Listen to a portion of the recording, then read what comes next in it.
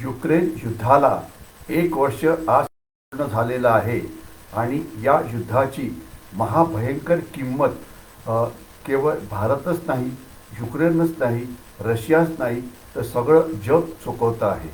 या युद्धाच्या मध्ये पुढे काय होईल, नेमकं या युद्धामध्ये आतापर्यंत काय झालं, जगाचं काय नुकसान झालं, भारताचं काय नुकसान झालं, या विविध पैलूवरती आपण बोलण्याचा प्रयत्न करू. ज्या वेळेला 1 वर्षापूर्वी श्री पुटिन यांनी युद्ध सुरू केलं होतं, त्यावेळेला त्यांची समजूत होती की हे युद्ध फार तर 2-3 आठवड्यामध्ये संपेल आणि रशियाचं प्रचंड मोठं सैन्य जे 1.5 लाखाच्या आसपास होतं, त्याला घाबरून युक्रेन युद्धामध्ये शरणागती पत्करेल. परंतु तसं झालं नाही. युद्ध चालू राहिलं आणि रशियाची जी मिलिटरी ताकद होती, ते जगातलं दुसरं सर्वात मोठं सैन्य आहे. त्यांचे सैनिक अनुभवी आहेत, त्यांचे अधिकारी हुशार आहेत, परंतु तरी पण ते युद्ध जिंकू शकले नाही. कारण युक्रेनचं नेतृत्व चांगलं होतं. युक्रेनचे लोक आपल्या देशाकरता लढण्याकरता तयार आहेत आणि अर्थातच त्यांना नॉर्थ अटलांटिक ट्रीटी ऑर्गनायझेशन म्हणजे अमेरिकेच्या खालती जे एक युद्ध संघटन आहे, त्यांनी प्रचंड मदत केलेली आहे शस्त्रांची. दुसऱ्या कुठल्याही राष्ट्रांचे सैनिक या युद्धामध्ये सामील झालेले नाहीत. आजची परिस्थिती असं मानलं जातं की रशियाचं 20% युक्रेनवरती आज नियंत्रण आहे. परंतु सर्वात महत्त्वाचं म्हणजे युक्रेनची जी राजधानी आहे कीव, त्याच्यावरती ते कधीही ते जिंकू शकले नाही. याचं कारण युक्रेनच्या युद्धाने दाखवलेलं युद्ध कौशल्य, त्यांची लढण्याची क्षमता, त्यांच्या सैनिकाची क्षमता आणि त्यांच्या सेनापतींची क्षमता. तर त्याच्यामुळे आता सध्या जे युद्ध आहे ते स्टेलमेट म्हणजे एक अनिर्णित असं युद्ध म्हणता येईल की रशियाला त्यांचे जे मिलिटरी ऑब्जेक्टिव्ह पाहिजे होते ते मिळाले नाहीत. रशियाला जे पाहिजे होतं त्याच्यामधलं काहीही मिळालं नाही आणि अजूनसुद्धा युक्रेन लढण्याकरता तयार आहे. जसं युद्ध सुरू झालं, युरोपनी पूर्ण बहिष्कार घातला, युरोपनी आणि अमेरिकेने रशियामध्ये. परंतु हा जो बहिष्कार होता आर्थिक, त्याचा काही फारसा उपयोग झालेला दिसत नाही आहे आणि अजूनसुद्धा रशियाची जी अर्थव्यवस्था आहे ती चांगली काम करते आहे. परंतु आपण जर सगळ्या जगावरती याचे परिणाम काय झाले ते बघितलं तर जगामध्ये आज रिसेशन म्हणजे सगळ्या जगाची जी अर्थव्यवस्था आहे ती आता रिसेशनमध्ये, म्हणजे त्यामध्ये आर्थिक मंदी आलेली आहे. युरोपमध्ये मंदी आलेली आहे, रशियामध्ये मंदी आलेली आहे, अमेरिकेमध्ये सुद्धा मंदी येईल, चीनमध्ये सुद्धा मंदी येईल. फक्त भारतामध्ये मात्र अर्थव्यवस्था वेगाने पुढे जाते आहे. जोपर्यंत आपण केवळ युद्धाचंच हे बघतो तर हे एक युरोपमध्ये झालेलं सर्वात मोठं युद्ध होतं दुसऱ्या महायुद्धामध्ये आणि यामध्ये लढणारी राष्ट्र ही युरोपियन होती आणि या युद्धामध्ये अतिशय अत्याधुनिक शस्त्रांचा वापर करण्यात आला. रणगाड्यांच्या विरुद्ध अँटी टँक वेपन्स, विमानांच्या विरुद्ध अँटी एअरक्राफ्ट मिसाईल्स, त्याच्याशिवाय वेगवेगळ्या प्रकारची क्षेपणास्त्र आणि वेगवेगळ्या प्रकारचं तंत्रज्ञान इथे वापरलं गेलं. म्हणजे असं म्हटलं जातं की हे युद्ध म्हणजे ही एक तंत्रज्ञानाची शोधशाळा आहे. ज्या ज्या राष्ट्रांकडे जी नवीन अत्याधुनिक शस्त्र होती, मग ती रशियाकडे असो किंवा अमेरिका किंवा युरोपमध्ये असो, ही इकडे सगळी वापरली गेलेली आहेत. परंतु एवढं मात्र नक्की झालेलं आहे की तंत्रज्ञान विरुद्ध लढणारे सैनिक यांच्यामध्ये ज्या वेळेला लढाई होते, लढणारे सैनिक जर लढण्याकरता तयार असतील, त्यांचे नेतृत्व चांगलं असेल तर ते उच्च दर्जाच्या तंत्रज्ञानाचा सुद्धा पराभव करू शकतात. या युद्धामध्ये युद्धाचे सगळे प्रकार वापरले गेले. इन्फॉर्मेशन वॉर म्हणजे माहिती युद्ध, अपप्रचार युद्ध, दुष्प्रचार युद्ध, आर्थिक युद्ध, वेगवेगळ्या प्रकारच्या तंत्रज्ञानाचा वापर, डिप्लोमॅटिक वॉरफेअर, म्हणजे कुठल्या युद्धाचा प्रकार इथे वापरला गेला नाही असं जर विचारलं तर जे शक्य होतं सगळ्या प्रकारच्या युद्धाचे प्रयोग, युद्धकलेचे प्रयोग इथे झाले. तरी पण अजूनसुद्धा हे युद्ध याच्यामध्ये काही निकाल लागलेला नाही आहे. युक्रेन हारेल असं वाटत नाही आहे आणि रशिया जिंकेल असं सुद्धा वाटत नाही आहे. आता रशियावरती एक मोठा परिणाम असा होतो आहे की रशियन सैनिक हे लढायला पुरेशी तयार नाही आहेत. त्यांच्याकडे असलेलं ॲम्युनिशन म्हणजे जो दारुगोळा असतो तो कमी पडतो आहे आणि त्याच प्रकारची जी कमी आहे ती युक्रेनलासुद्धा होते आहे. तर म्हणून एक गोष्ट लक्षात येतं की ज्या वेळेला अशा प्रकारचं लांबलचक युद्ध होतं की जे 1 वर्ष चालतं, तर त्यामध्ये लॉजिस्टिक स्टॅमिना म्हणजे तुमच्याकडे किती दिवसचा दारुगोळा आहे, तुमची अर्थव्यवस्था किती सुदृढ आहे, ज्यामुळे तुम्ही खर्च केलेला दारुगोळा पुन्हा एकदा बदली करू शकता, हे फार महत्त्वाचं असतं. आणि आता पूर्ण जग इन्क्लुडिंग अमेरिका, इन्क्लुडिंग युरोप आणि रशिया ज्यांचा दारुगोळा संपला आहे असंच पुढे दिसतं आहे. युद्धाविषयी बोलायला खूपच आहे.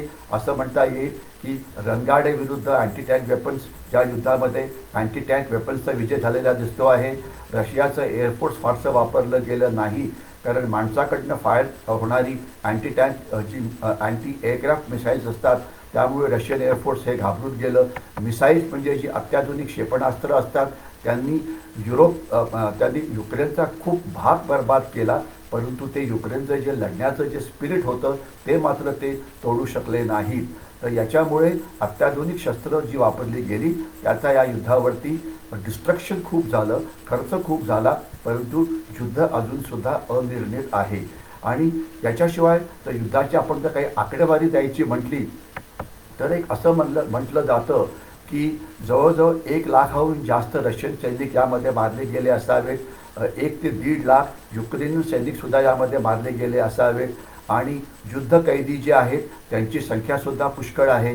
मानवाधिकाराचं जे घनन केलं जातं ते मोठ्या प्रमाणामध्ये होतं आहे. आणि जी शस्त्र वापरली गेली त्यांचेसुद्धा डिस्ट्रक्शन हे खूप मोठ्या प्रमाणात झालेलं आहे. हजारो सिव्हिलियन्स म्हणजे नॉर्मल माणसं मारली गेलेली आहेत. 30 ते 40 हजार लहान मुलं मारली गेली.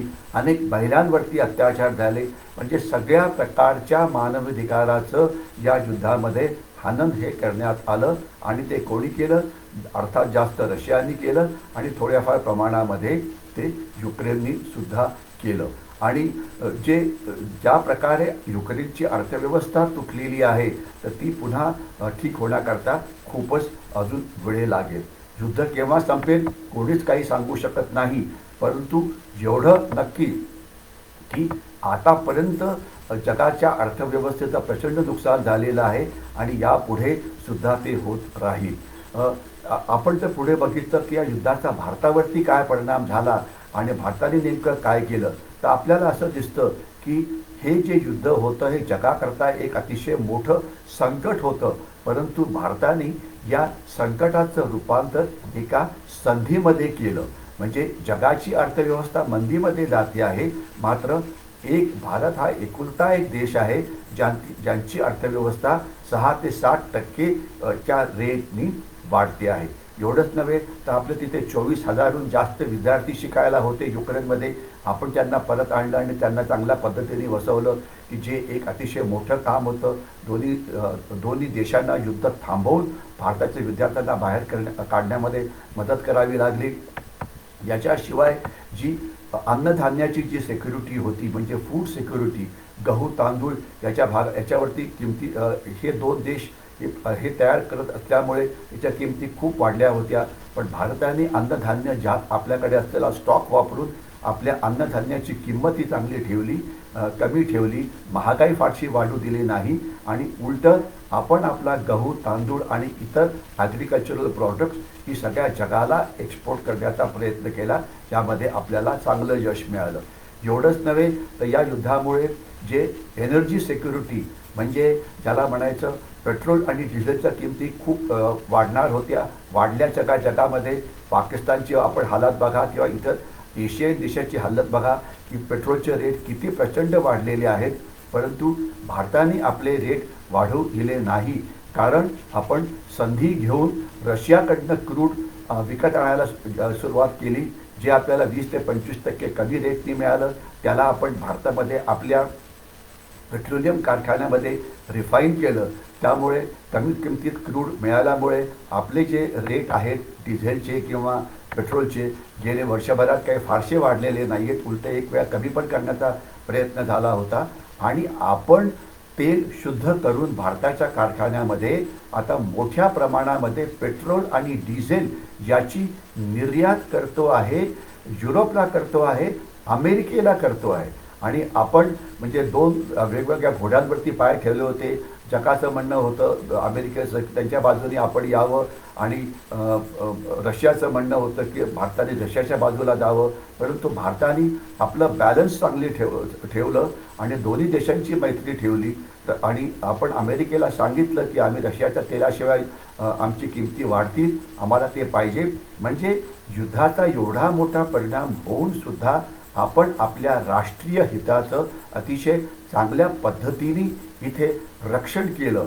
आणि आजची तर पद्धत अशी आहे, असं म्हटलं जातं जर हे युद्ध थांबवायचं असेल तर भारत एक असा देश आहे जो हे युद्ध थांबवण्याकरता त्यांचे संबंध अतिशय चांगले आहेत. रशियाशी त्यांचे संबंध चांगले आहेत, युक्रेनशी.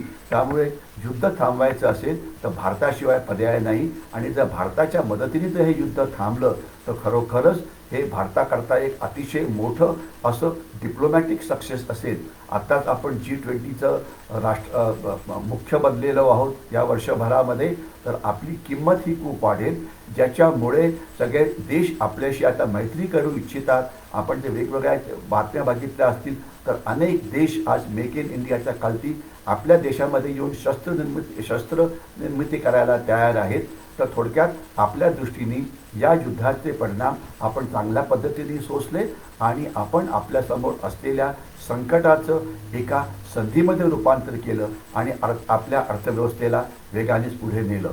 परंतु जोपर्यंत प्रश्न युक्रेनचा आहे, आशा करूया की येणाऱ्या काळामध्ये ज्या धमक्या दिल्या जातात एकमेकाला की आम्ही अणुबॉम्ब वापरू, आत्ताच रशिया म्हणते आहे की आम्ही अणुबॉम्बच्या जी संधी होती त्याला स्टार्ट असं म्हटलं जातं, स्ट्रॅटेजिक आर्म्स लिमिटेशन टॉक्स, त्याच्यामधून ते बाहेर पडलेले आहेत. आणि ते म्हणत आहेत की जर तुम्ही नीट वागला नाही तर आम्ही न्यूक्लिअर बॉम्बचा सुद्धा वापर करू शकतो. तर या धमक्या वगैरे चालू राहतील. आशा करूया की युक्रेन आणि रशिया दोघंही थोडं शांतीच्या दिशेने पाऊल टाकायचा प्रयत्न करतील. कारण जर हे युद्ध थांबलं तर हे त्यांच्याकरता चांगलं आहे असं नाही, युक्रेनच्या लोकांकरता चांगलं आहे असं नाही. यामुळे सगळ्या जगावरती चांगला परिणाम होईल आणि जगाची अर्थव्यवस्था जी मंदीकडे चाललेली आहे ती पुन्हा एकदा वेगाने उभारायला लागेल. तर आशा करूया की येणाऱ्या काळामध्ये हे युद्ध थांबेल. शक्यता फार कमी दिसते, परंतु आशा करायला काहीही हरकत नाही. मी थांबतो. जय हिंद.